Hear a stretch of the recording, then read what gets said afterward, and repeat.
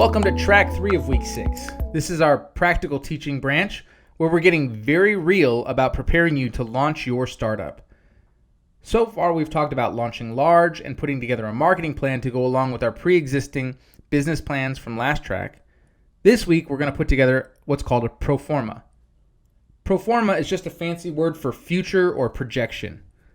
Nobody has a crystal ball to tell the future, but a well-thought-out pro-forma can help you project to the best of your ability and explore different scenarios so that you can work out your budgets. A pro-forma is simply a financial statement written as you would expect things to look at some point in the future. Nobody expects a pro-forma to be completely accurate, but it should be based on real information and be written to reflect your good faith expectations.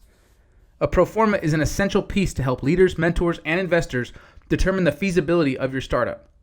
And creating one is incredibly simple. Not necessarily easy, but simple. So I'm going to give you 3 steps that you can do to assemble a pro-forma for your startup. First off, estimate your income.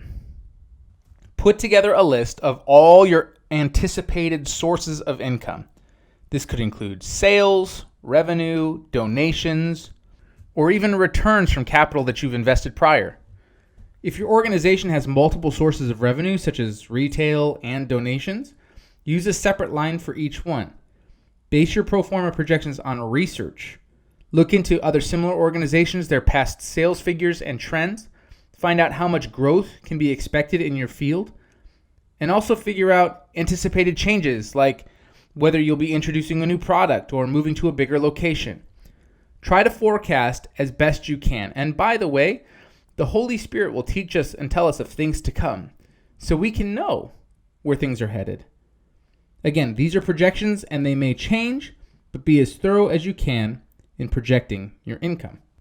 Number 2 is estimate expenses.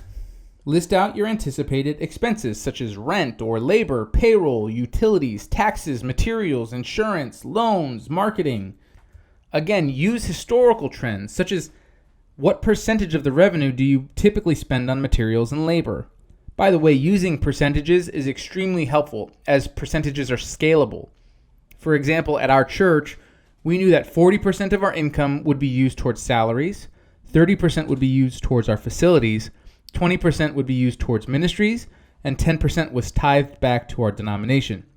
Regardless of how much came in during a specific month or quarter, we had a scalable means of projecting expenses, 40, 30, 20, 10%. You'll also need to figure in specific upcoming expenses that are on your radar, such as a rent increase or large equipment purchases. Once you have your estimated income and expenses, subtract the total projected expenses from the total projected income to calculate your pro forma's net profit. Obviously, if your expenses outweigh your income, your projections will be in the negative or in the red. Now, this is why pro formas work so well, because if your projections predict a downturn, then you can make changes. Maybe you can decrease the salaries or increase the prices or decrease the cost of materials.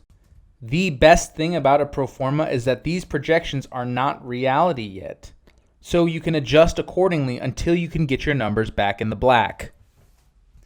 So step 1 was to estimate your income, step 2 was to estimate your expenses, and step 3 is to project growth. We'll talk about this concept more later on in this track, but as children of God, we are called to fruitfulness and multiplication. In faith, we can plan for growth.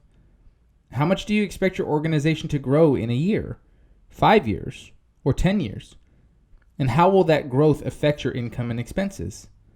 The final step in putting together the pro forma is to stretch out maybe a month's worth of data over the course of a year, or to take a year's worth of data and projections and stretch them out over 5 years or even 10 years. Doing so will help you, your team members, and your investors assess the health of your financial projections and the risk that may be involved before launching your startup. And that's it. If you estimate your income, if you estimate your expenses, and you project for growth, you'll have a pro forma. So this week, use a program like Microsoft Excel or Apple's Numbers or Google Sheets and put together a pro-forma that shows a 10-year projection of income and expenses for your startup. And then let's share them all together the next time we meet up. So this week, make a pro-forma.